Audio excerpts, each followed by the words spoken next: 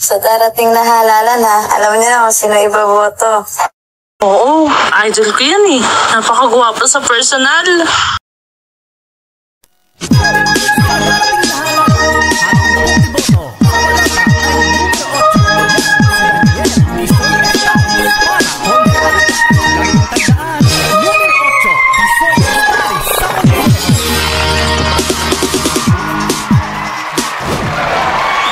Sa darating na halalan po, naway ako yun yung iboto.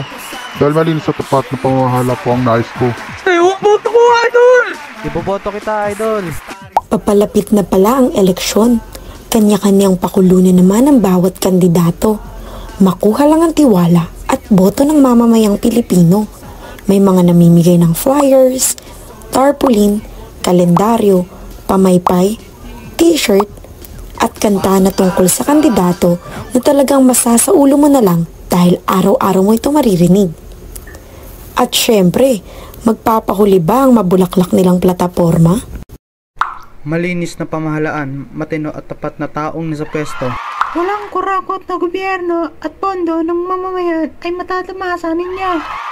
Libreng edukasyon, trabaho, tamang sahod, lupa at pabahay. Pangako ko yan sa inyo.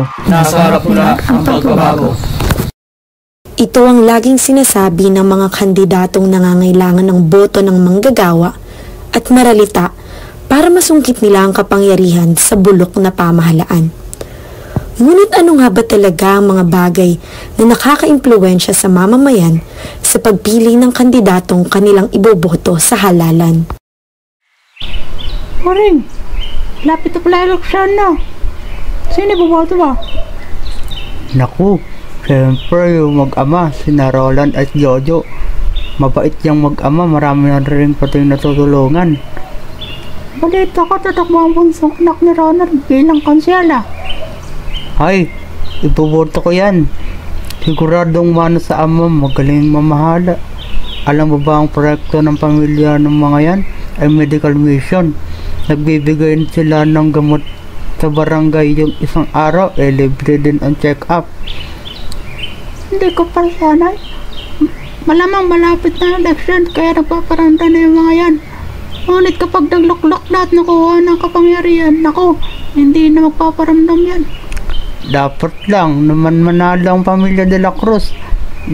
Dami yan sa tulungan, no? Ilang taon pati yung mga yan naglilingkod. Talagang mapagkakatiwalaan na. Mula sa mag-ama ngayon hanggang sa anak, talagang may malasakit sa bayan. Dinastiyang politikal. Isa ito sa malalim at malawak na epekto sa pagboto ng mamamayan. Sa orihinal na konteksto, ang salitang dynasty ay nangangahulugang pamumuno o pampolitika at pang-ekonomiyang kapangyarihang namamana o naipapasa sa loob lamang ng isang pamilya sa panahon ng feudalismo. Ngunit paano nga ba magkakaroon ng serbisyong totoo kung political dynasty ang umiiral sa gobyerno? Muli ko pong hiningi ang inyong suporta. Sa darating na halalan po, naway suportahan nyo rin ang kapatid ko na nais maglingkod ng tapat sa inyo.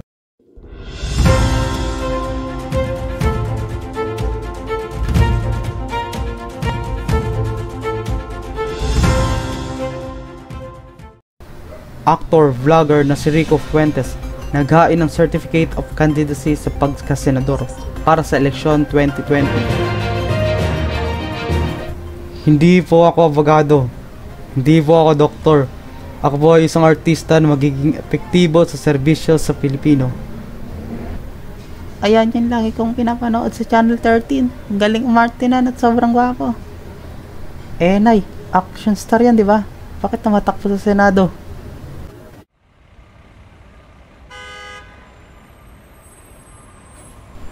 Grabe, dami poster ni Rico dito ah. Sikat talaga si Idol.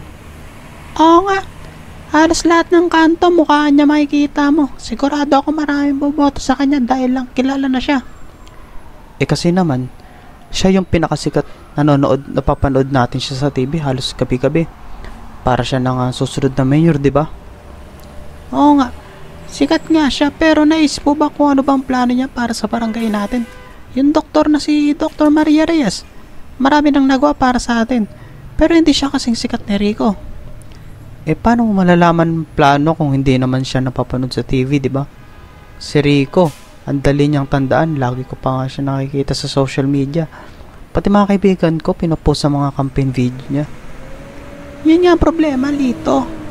Mas sikat nga si Rico pero hindi ibig sabihin mas magaling siya sa pamamahala. Madali lang magustuhan yung kilala na. Pero dapat pag-aralan din natin kung sino ba talaga mas may kakayanan. Pero Rosa, di ba malaking bagay din yung kilala ka ng tao? Parang mas madaling magtiwala sa kanya kasi alam mo na siya. At saka siguradong madaming susuporta kay Rico dahil nga sikat na siya. Tama ka. Pero hindi lang yun yung dapat nating tingnan. Alam mo ba si Dr. Maria? Matagal na siyang naglilingkod sa mga health center. Dito sa atin, sikat man o hindi.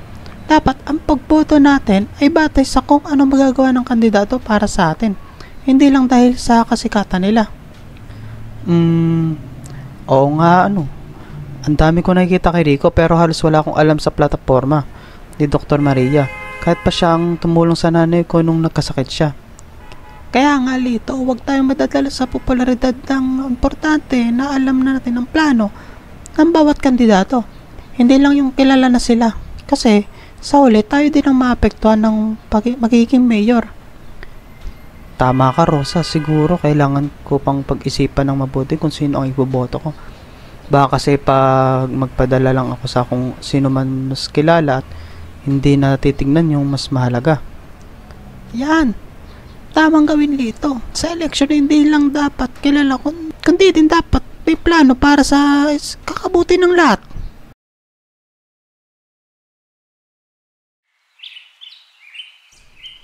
Ang daming post tungkol sa mga kandidato. Parang lahat sila tama. Pero sino ba talaga dapat kong piliin?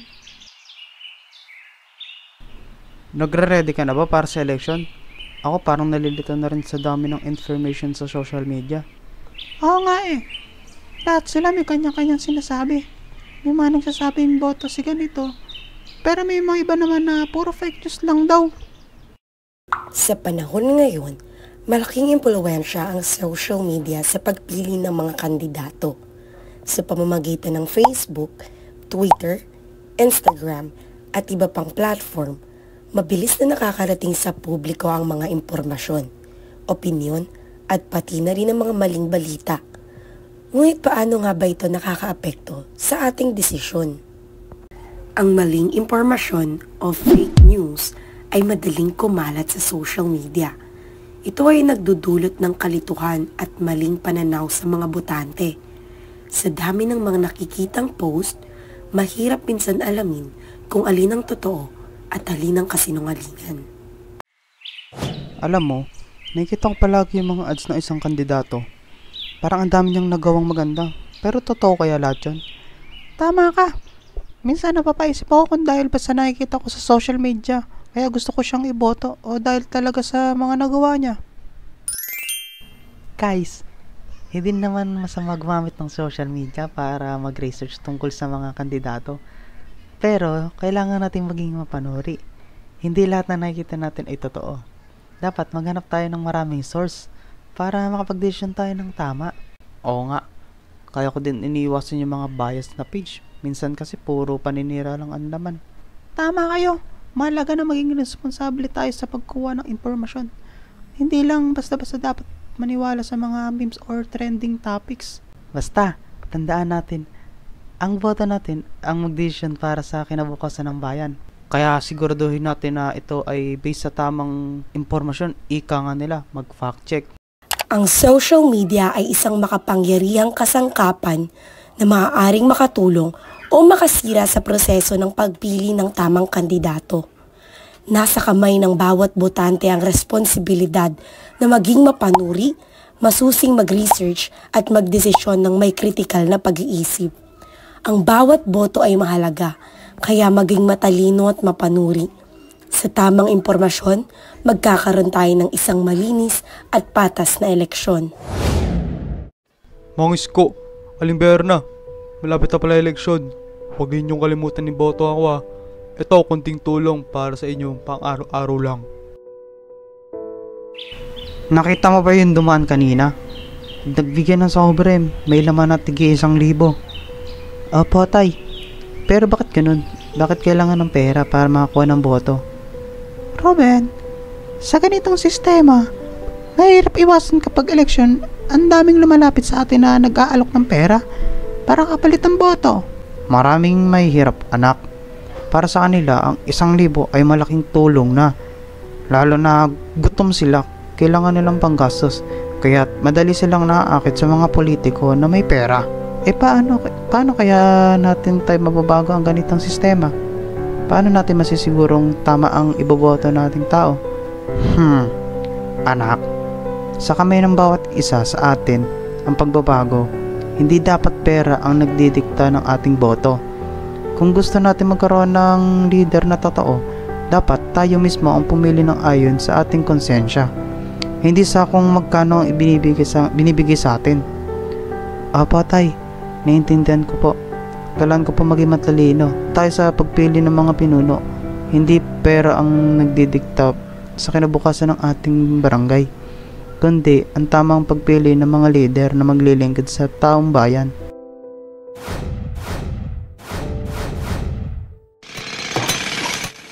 Mang Berto, kamusta po ang trabaho dito? Sabi ng gobyerno, malaki raw ang pondo para sa bagong health center. Bakit parang tagal matapos? Yun ang sabi, pero sa totoo lang, lagay kaming kulang sa materyales. Tapos minsan, atrasado pa ang bayad sa amin. Ang sabi ng mga kontraktor, napupunta raw sa ibang bagay yung pondo. Ano? Ganun na lang? Hindi ba sila natatakot sa batas? Sa batas? Dito, kung ang mga nasa pwesto ang lumalabag sa batas, sino pang mananagot? Ang mga katulad naming nagtatrabaho na lang ng tahimik kahit na alam naming may mali. Mayor! Kamusta ang mga papeles ng proyekto? Siguro tayo mong lahat ay maayos at walang makakalata. Huwag kayo mag-alala, Mayor. Inayos ko na lahat ng pirma at mga papeles. Malinis ang mga dokumento, parang totoo, kahit wala namang aktual na proyekto. Magaling! Pagkalipas ng ilang buwan, makakuha na natin ng buong pondo. Wala makakalata at ang mga tao maniniwala sa ating mga pangako. Sabi nila, magkakaroon ng bagong barangay hall dito sa atin. Pero hanggang yun, di ba ako at wala pa. Puro pangako lang. Barangay hall? Isa ito sa proyekto na pinalabas ng munisipyo na tapos na.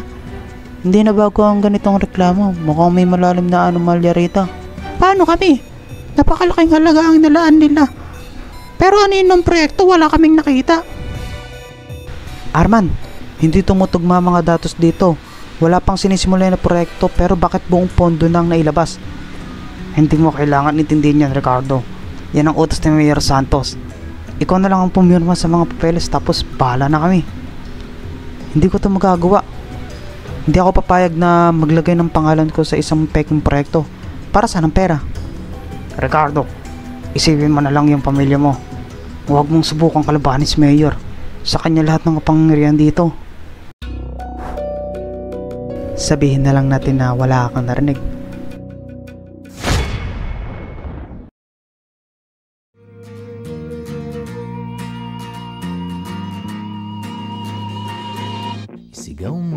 Di na muli magbubulag-bulagan. Nasa kamay natin ang pagbabago. Hindi na dapat hayaang mamuno ang mga buhayang kanser sa lipunan. Simulan na natin ang pagbabago sa tamang pagboto.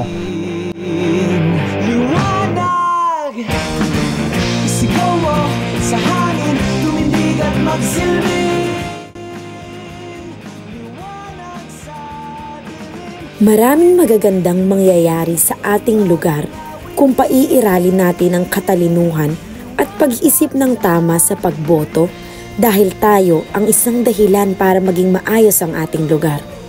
Laging tandaan na ang boto ng bawat isa ay importante, kaya maging mapanuri at huwag masilaw sa mga salitang walang katotohanan, lalong-lalo na sa perang binibigay sa atin. Kaya matuto magsaliksik o mag-research tungkol sa kandidato. Ika nga nila, mag-fact check. Suriin ang edukasyon, kakayahan at karanasan ng mga kandidato, lalo na sa mga posisyong ninais nilang hawakan. Tignan ang kanilang track record sa pamumuno. Mayroon ba silang mga nagawa o nasimulan na positibong proyekto o reforma? Huwag piliin ang kandidato dahil sa popularidad, kasikatan o pagiging kilala sa social media. Hanapin ang kandidatong hindi natatakot na magtanggol ng mga makatarungan at makatotohanang paninindigan kahit hindi ito popular. Piliin ang leader na alam mong makakapagpahatid ng pagbabago at pag-unlad para sa nakakarami. Ang boto ko ay para sa kinabukasan ng bayan. Para sa bayan. Para sa ating kinabukasan.